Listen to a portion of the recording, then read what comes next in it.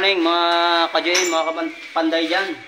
Ayan, dumating na yung magsasalamin dito ni kay Boss Marco. Shoutout kay Marco de las Alas ng St. John and Nazareth ng Lian, Batangas. Ayan.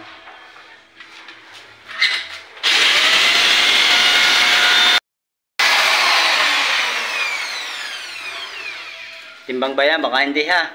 Timbang lang. Kakalagin ko yan. Boss Marco, tagilid daw. Ayaw sa trabaho, boss. Ayan, naganda na. Maupahan na ito. Aircon na lang kulang, aircon. Bili na aircon, tiya. Ayan. Maganda lock na yan ito kaysa dati yung pa, ano. Mas maganda yan yun. Ha? Examika muna bago ka mag-aircon. Ayan, oh. Ay, bintana na. Estimate ko pa yan, ano na yan eh. Estimate ko pa nga yan.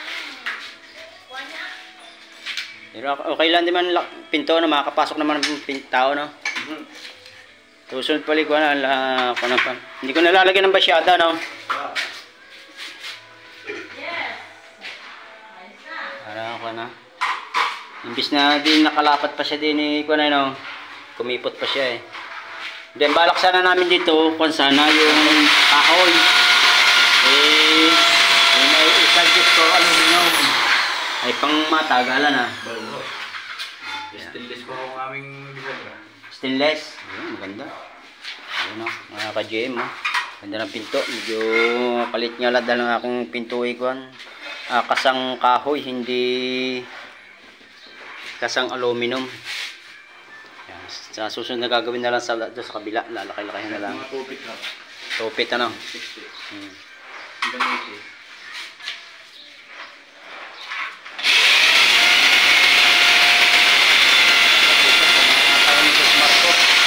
Hanggang dito lang.